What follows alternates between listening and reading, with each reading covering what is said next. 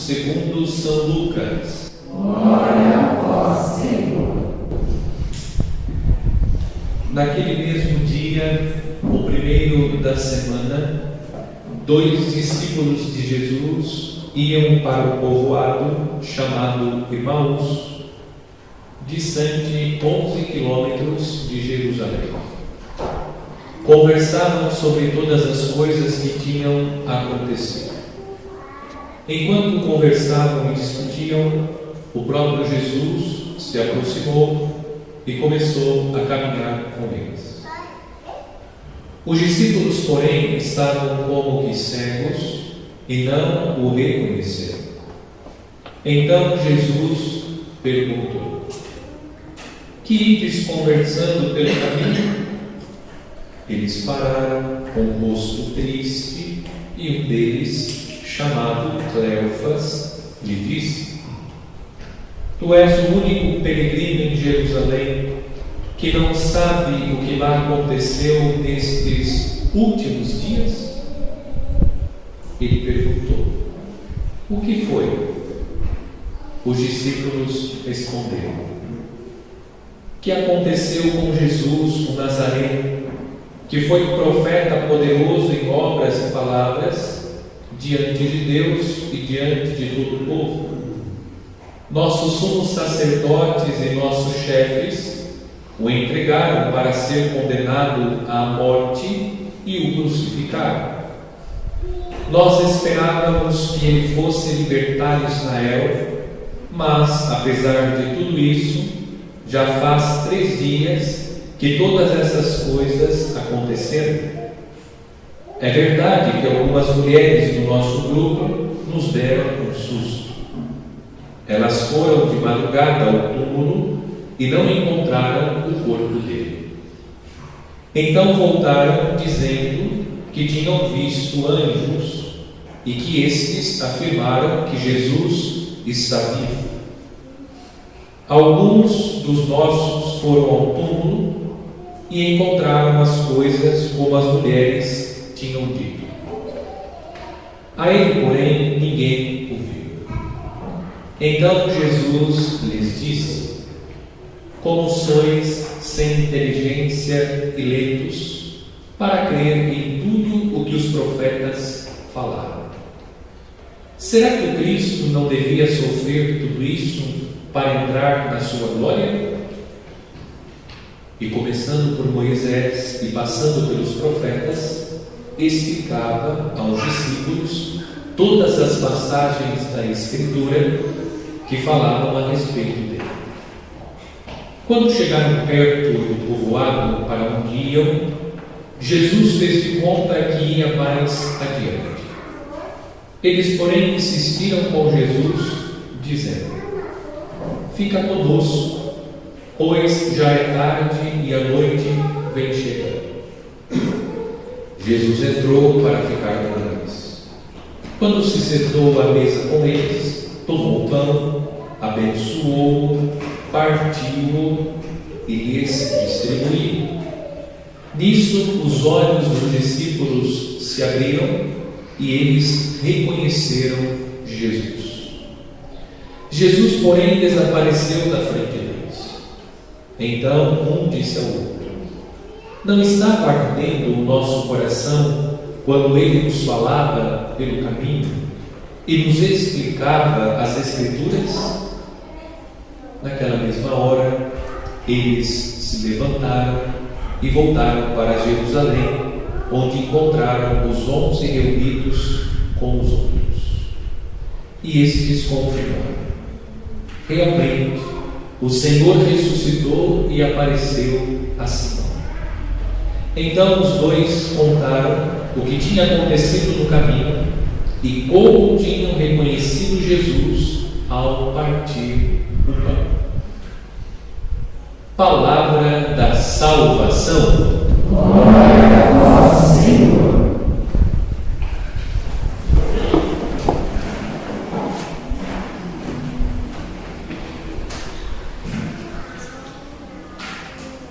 Através da leitura do Evangelho, durante os domingos da Páscoa que nós já vivemos e estamos vivendo hoje, acompanhamos a dificuldade que os primeiros discípulos tiveram para crer na ressurreição. Frente à dificuldade que os discípulos encontraram para crer na ressurreição de Cristo, nós acompanhamos as aparições de Jesus. Através das aparições, Cristo revela que Ele está vivo, conforme havia anunciado. No terceiro dia, Jesus deixou o sepulcro vazio. No domingo de Páscoa, vimos a dificuldade que Maria Madalena, Pedro e discípulo amado tiveram para acreditar na ressurreição. No segundo domingo, saltou aos nossos olhos a incredulidade de Tomé, que precisa ver e tocar para crer que Jesus está vivo. Hoje nós encontramos no Evangelho os discípulos de Emaús, que descrentes, abatidos e tristes, como indica o evangelista São Lucas, estão caminhando para a aldeia de Emaús. Tal era o sofrimento, a tristeza que envolvia a vida dos discípulos de Emaús, que eles não foram capazes de reconhecer o próprio Cristo Jesus. E há um detalhe interessante no Evangelho. O evangelista cita um nome, Cleófas. Se nós fizermos uma investigação no Evangelho, nós vamos perceber que Cleófas era tio de Jesus. Ele era casado com a irmã de Maria, aquela que acompanhou Nossa Senhora. Portanto, trata-se de um parente de Jesus. E mesmo sendo parente de Jesus, ele não reconheceu Jesus. Tal era a tristeza que envolvia, a decepção, a frustração, que envolviam a vida, o coração dos discípulos de Emaús, que eles não conseguiram reconhecer Jesus, confundiram Jesus com um forasteiro. Olhando para a própria vida, nós constatamos que os sofrimentos, de fato, eles podem causar cegueira. Quantas vezes nós atravessamos noites escuras e no momento da noite escura nós também reclamamos a presença de Deus. Nós dizemos: onde está Deus? A voz de Jesus na cruz ecoa a nossa voz: meu Deus, por que me abandonaste? Mas depois, quando nós olhamos para trás, constatamos que Deus estava presente, que Deus nos sustentou. Dizemos: sem Deus eu não conseguiria ter atravessado essa noite escura. Deus estava lá, mas o sofrimento foi tão intenso que nós não conseguimos naquele momento notar a presença de Deus. É o que está acontecendo com os discípulos de Emaús. O sofrimento foi tanto que eles não conseguiram reconhecer Jesus que caminha com eles. Em qual momento os discípulos reconheceram que era Jesus? Eles reconheceram Jesus depois que ouviram as explicações da Escritura. Diz o texto que Jesus foi explicando as Escrituras e Jesus, depois, chegando à aldeia de Emaús, senta-se à mesa e parte o pão. Quando ele parte o pão, os olhos dos discípulos se abrem. Aqui nós temos uma referência direta à celebração da missa. Nós encontramos no texto as duas partes da liturgia da missa: a liturgia da palavra e a liturgia eucarística. Na primeira parte da missa, nós ouvimos as Escrituras, por isso a igreja proclama textos do Antigo Testamento. No período da Páscoa, nós ouvimos os textos do Novo Testamento. Mas nos outros momentos da vida litúrgica da igreja, inclusive nós estudamos textos do Antigo Testamento. Nós vivemos a liturgia da palavra, o sacerdote explica as Escrituras, a primeira parte da missa. Jesus está celebrando com os discípulos de Emaús, primeiro a liturgia da palavra, explica as Escrituras. Depois senta-se à mesa e parte o pão, a mesa da Eucaristia. O sacerdote toma o pão consagrado, que é o corpo de Jesus, eleva e parte, como Jesus fez com os seus discípulos na última ceia, como Jesus está fazendo com os discípulos de Emaús. Quando Jesus parte o pão, os olhos se abrem. Esse é o ensinamento que nós hoje contemplamos.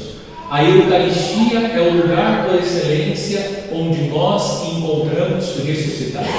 O ressuscitado que se faz alimento na mesa da palavra e na mesa da Eucaristia. Eu gostaria de fazer uma aplicação concreta da nossa vida. Vamos usar uma analogia. Como nós estamos falando de mesa, está chegando a hora do almoço, vem a fome. O alimento é uma ótima analogia. Nós, quando comemos de forma excessiva doces, nós temos uma propensão a adquirir diabetes. Quando nós ingerimos demasiadamente comidas gordurosas, nós temos uma propensão grande a ter colesterol ruim. Nós vamos adquirindo uma série de doenças como consequência da má alimentação. Isso tem uma interferência direta na nossa vida. Aquilo que nós comemos tem um impacto sobre a nossa vida. Uma má alimentação vai acarretar problemas físicos, vai acarretar inúmeras situações difíceis que atingem diretamente o nosso estado físico. Nós podemos usar essa analogia e pensar na vida espiritual. O que proporcionou aos discípulos a superação daquele estado de tristeza, de angústia, de perturbação? O que proporcionou a eles, aos discípulos de Emaús, foi a refeição que Jesus serviu, o alimento que nosso Senhor ofereceu aos discípulos de Emaús, que foram a palavra e a Eucaristia. A palavra que Cristo ofereceu, a Eucaristia que Jesus ofereceu, proporcionou aos discípulos a superação daquele estado de doença. Espiritualmente, os discípulos de Emaús estavam doentes. Tal era a doença espiritual dos discípulos de Emaús que eles não conseguiram reconhecer Jesus. Aquilo que nós ingerimos tem um impacto direto sobre a nossa vida espiritual. Portanto, hoje a reflexão que nós devemos fazer é sobre os restaurantes que nós frequentamos. Não estou falando daquele restaurante que serve aquela costela gostosa. Não. Mas o restaurante espiritual que nós frequentamos. As coisas que nós assistimos, as músicas que nós escutamos, os livros que nós lemos, os sites que nós acessamos, a roda de amigos que nós frequentamos, as conversas que nós estabelecemos, as piadas que nós contamos, tudo isso vai sendo como que um alimento que nós depositamos na nossa alma e dependendo do alimento ele faz mal. Eu não sei se você já viveu essa experiência, eu já vivi. Comer comida estragada. É terrível, uma dor quase insuportável. Quando eu fiz essa experiência, eu não conseguia nem levantar da cama de tanta dor. O impacto que o alimento estragado tem no nosso corpo, também na nossa alma. Aquilo que nós ingerimos, aquilo que nós vemos, aquilo que nós assistimos, as músicas que nós escutamos, tudo isso tem um impacto na nossa alma. E nós vamos ficando tão doentes espiritualmente que nós não conseguimos perceber a presença de Deus. Nós não temos vigor espiritual para suplantar e vencer as dificuldades. Agora você começa a entender o motivo pelo qual tantas pessoas fortes na fé conseguem atravessar as noites escuras com serenidade. Coisas terríveis estão acontecendo, a pessoa permanece na serenidade, na firmeza da fé. Por quê? Espiritualmente ela está bem fortalecida, porque ela frequenta bons restaurantes, ela ingere boas comidas, e ela está tão fortalecida espiritualmente que ela não se preocupa com as tribulações. Ela sofre, ela vive as tristezas próprias, mas sempre caminha com esperança e firmeza. Agora também nós entendemos porque tantas vezes nós sucumbimos e desmontamos diante das dificuldades, porque espiritualmente nós estamos mal alimentados, e mal alimentados espiritualmente nós sucumbimos com facilidade frente às dificuldades que nós encontramos. O mundo desmorona quando nós encontramos uma dificuldade porque nós não estamos espiritualmente bem alimentados. Se nós não nos alimentamos bem, nós não conseguimos trabalhar bem, nós não conseguimos fazer atividade física, nós não conseguimos cumprir com as nossas obrigações.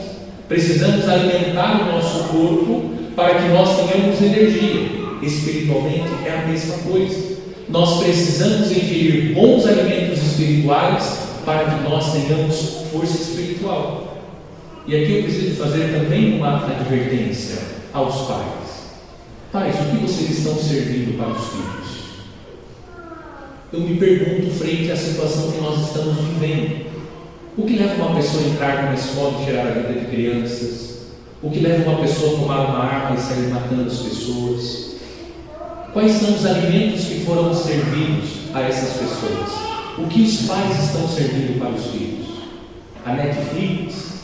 O YouTube Kids? São essas coisas que nós estamos servindo para os nossos filhos? Cuidado! Porque aquilo que hoje nós estamos vivendo, as coisas que nós estamos sofrendo, nada mais é do que a consequência de uma refeição que não foi boa. Assim como a alimentação que nós ingerimos tem um impacto sobre a nossa saúde física, aquilo que nós servimos espiritualmente também terá um impacto sobre a vida dos nossos filhos. E nós precisamos dar um testemunho. Você, pai, você, mãe, nós precisamos começar a ingerir bons alimentos. É pelo testemunho, sobretudo, que nós vamos ajudar os nossos jovens, adolescentes e crianças a ingerirem boas coisas. O pai e a mãe ficam felizes quando a menininha está dançando essas músicas, nem sei se pode ser chamado de música, essas coisas que o mundo hoje oferece. Todo mundo batendo palma para dizer, olha que belezinha. Continua assim. Você vai ver onde é sua filha, o seu filho vai parar. Você precisa estabelecer as regras. Você precisa decidir o que será servido na mesa da sua casa. Não é o seu filho. Se o seu filho depende de você, ele tem que obedecer às regras da sua casa. Aqui você vai comer aquilo que eu coloco na mesa. Depois que você cria asas, aí você pode comer o que você quiser. Mas enquanto você está aqui, sob o meu teto, sob a minha responsabilidade, a comida que eu vou colocar na mesa é a comida que você vai comer. É isso que está faltando no mundo de hoje. É só isso. Que nós possamos ter a coragem de colocar o alimento que precisa ser colocado. Pai e mãe, não seja permissivo com seus filhos. Porque já deu a cota de pai e mãe permissivos. E nós estamos sofrendo as consequências. E vamos sofrer ainda por longos anos. Porque do jeito que as coisas estão indo, nós vamos sofrer sérias consequências. Isso não é culpa de Deus, isso é culpa nossa. Porque nós estamos fazendo escolhas erradas. Estamos servindo os alimentos errados. Os nossos jovens, os nossos adolescentes, as nossas crianças estão sérias. E nós estamos sérios. Porque não estamos conseguindo perceber a presença de Deus, os apelos de Deus. Aquilo que Deus tem nos orientado, nós estamos ignorando, porque estamos surdos e cegos. Não escutamos a voz de Deus, não conseguimos perceber a presença de Deus, porque nós estamos nos alimentando de forma errada. O alimento por excelência é a palavra de Deus e a Eucaristia. É isso que vai abrir os nossos olhos. É na mesa da palavra que você deve ser instruído, que eu preciso ser instruído. É na mesa da Eucaristia que nós precisamos ser instruídos, para que os nossos filhos, para que a nossa sociedade seja uma sociedade sadia. É fácil acusar essas pessoas que fazem essas coisas. É muito fácil. Julgá-las e condená-las. Mas e a nossa responsabilidade? O que nós estamos fazendo? Qual é o alimento que nós estamos ingerindo? Para construir uma sociedade sadia, para construir uma família sadia. Peçamos então hoje a Deus, à luz da palavra, que nós possamos reconhecer que o verdadeiro alimento é Jesus. Esse é o alimento que não pode faltar nas nossas mesas. Que nós possamos valorizar verdadeiramente os bons alimentos. Claro que nós temos boas músicas seculares, bons filmes seculares. Seja mais seletivo. Nós precisamos estar mais atentos.